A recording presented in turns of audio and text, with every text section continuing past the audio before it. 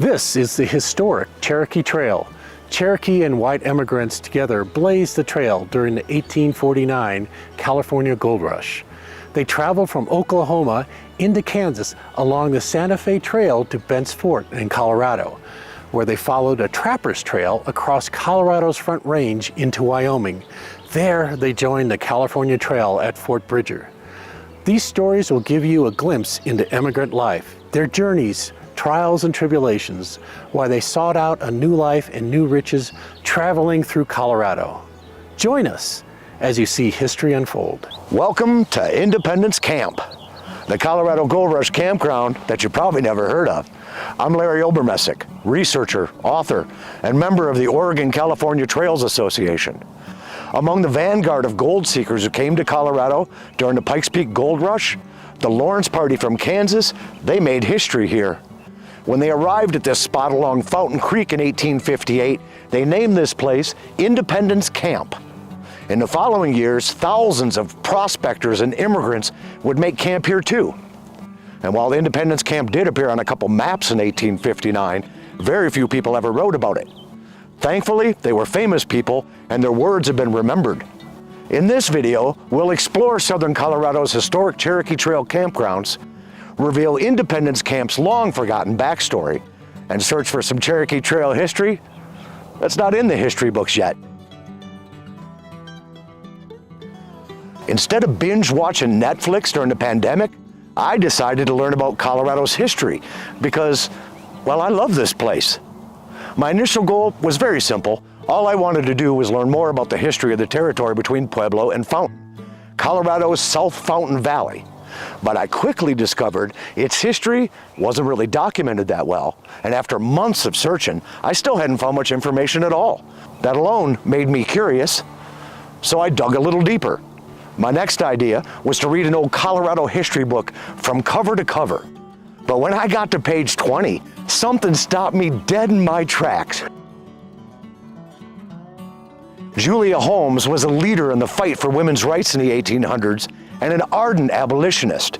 Her husband was one of John Brown's lieutenants, and their home was an important stop on the Underground Railroad. Julia Holmes was a progressive rock star.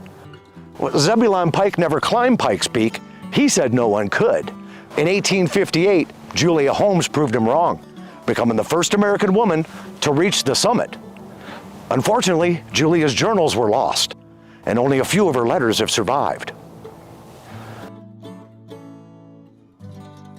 On page 20 of Hall's History of Colorado, Volume 4, Mr. Hall briefly recounts an event that William Parsons wrote about in his famous Pikes Peak Gold Rush guidebook, which Julia Holmes had also mentioned in one of her surviving letters. On July 4th, 1858, Julia Holmes was traveling through southern Colorado with William Parsons and the Lawrence Party. 15 miles north of Pueblo, on the Cherokee Trail, they came upon a beautiful grove of cottonwoods. And to commemorate the Independence Day holiday, they named this place Independence Camp. Then they took the afternoon off and drank the rest of their whiskey. That ancient cottonwood grove, it enveloped Fountain Creek, and it stretched for miles. Almost everyone who came to Colorado on the Cherokee Trail in the Gold Rush days, they visited Independence Camp. Like Jimmy Camp to the north, it was an important way station for weary travelers who just crossed what the long expedition called the Great American Desert. Well, I wanted to learn more about this long-lost Cherokee Trail campground that was in my own backyard, so I turned to the Library of Congress. That's where I found a drawing of Independence Camp made in 1859, and it was attributed to an unknown prospector from Pawtucket, Rhode Island, named Daniel Jenks. The library also has two of his original Gold Rush journals, which had never been published before. In Volume 4, Jenks wrote about visiting Independence Camp, so we know it was a real place. And while Jimmy's camp is firmly ensconced in Colorado Gold Rush lore, Independence Camp, its sister camp, has almost been forgotten. Daniel's traveling companion and cousin, Lauren Jenks, was so impressed with Independence Camp, he decided to stay here. From 1859 to 1865, Lauren and his family lived at Independence Camp, but they called it Jenks Ranch. Well, it turns out Jenks Ranch was smack dab in the middle of southern Colorado's Wild West history. But until now, its story has never been told. When the Jenks family arrived here in 1859, Colorado wasn't even a U.S. territory yet. Indian reprisals were an abiding concern. So people banded together. And over the years, at least 20 other families joined Lauren here at Jenks Ranch. It was one of the largest squatter communities in Colorado. During Indian scares, Fountain Valley residents sought shelter in Lauren's stronghouse. It was right over there. They called it Jenks Fort. Like the Lawrence party from Kansas who came before them, the Jenks family, they made history here too. Judson Jenks, the toeless, almost fingerless mountain man, was one of the founding members of the Canyon City Claim Club. That was Fremont County's first attempt at self-governance. And when famous bounty hunter Tom Tobin was sent to track down Colorado's first serial killers, the Bloody Espinosas, Lauren Jenks was in his posse. The Jenks family are just one of many examples of how the Cherokee Trail seeded the American West with the hardy pioneers who would finally tame it. Before it was known as the Cherokee Trail, the ancient lodgepole trail that ran along the east bank of Fountain Creek had been known by many names. The Old Indian Trail, the Divide Trail, Trapper's Trail, and the Taos to Fort Laramie Trail. Those were just a few. About 30 miles up the trail, over the hills to the northeast, Cherokee Trail travelers arrived at an oasis in the desert known as Jimmy Camp. Welcome to Jimmy Camp, the granddaddy of Colorado Gold Rush campgrounds. Its reliable supply of wood, water, grass, and shelter made Jimmy Camp a natural haven for travelers. Like Independence Camp, a day's ride to the south, before white men arrived, natives, they've been camping here for millennia.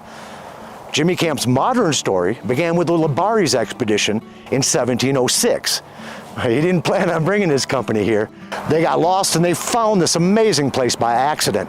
Since then, the campground's been a popular resting place.